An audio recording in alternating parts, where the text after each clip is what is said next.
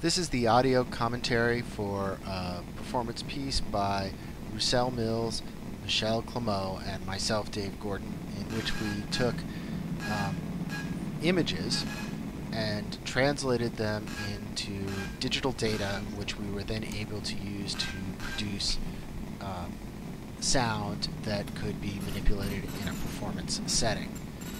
For this commentary, what I'm going to do is I'm going to put the commentary on the left track and the actual sound from the performance on the right track, so that if you don't want to hear the commentary, you can get rid of it by adjusting the balance of your speakers. The concept behind this project was for each of the participants to take their image home as a file and then figure out how to use the data in that file to create music that could be altered in a live performance setting. And essentially what we did is we all came back together a few days after we took the images home and performed together.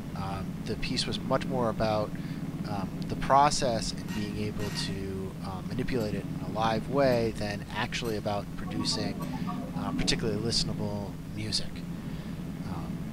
In my case, I got the William Anastasi drawing, and what I did is I looked at the image data, the data for the image file, and I broke it down into its component numbers for red, green, and blue, and then had the computer over time scan that data line by line and respond to it to create musical notes.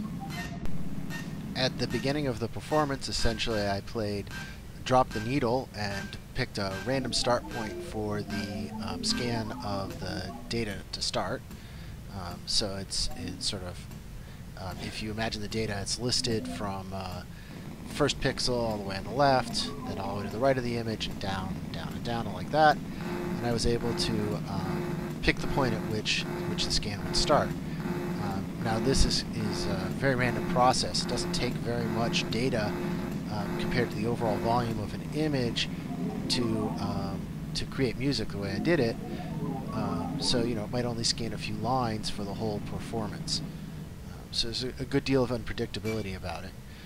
I used a software package called Max MSP in order to create my filters and manipulate the music itself, and this let me create controls on my laptop, which I could manipulate with the mouse to change up the sound during the live performance. It ended up being quite a good deal of fun, and we were able to make a lot of unusual and surprising noises for each other. I want to talk a little bit about why I was interested in this project in the first place, which is that it goes along with an interest that I have in general in what I call iterative art, and this is sort of iterative art and iterative collaboration. The notion here is that, particularly in the digital age with the internet, we're seeing more and more art which is sort of initiated by one artist and then appropriated by another artist who essentially is collaborating with the first artist without that person's knowledge. And on the internet, these sorts of things can occur in many generations. Another piece that I did, a video piece called When Lunar Knights Attack, which is, I believe, on this portfolio, went through many iterations of other artists before I got a hold of it and completely transformed it. Now in this case, we're not talking about an internet piece, but we're still talking about appropriating the work of another artist without their knowledge or permission to completely transform it. So there's a collaboration there, and then we're also talking about creating a process within the computer where it's generating sound that is then being manipulated in sort of this live performance setting. And this essentially is a collaboration between myself and my fellow performers and their computers and each other. So what we have is this sort of iterative collaboration where we're starting with the work of a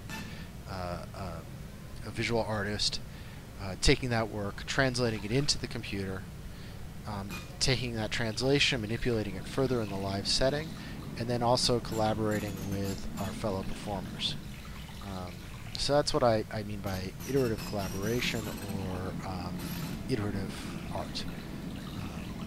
So that was the basic idea with this piece, and I think what I'll do now is, if you'd like to, you can listen to the rest of it. Thank you.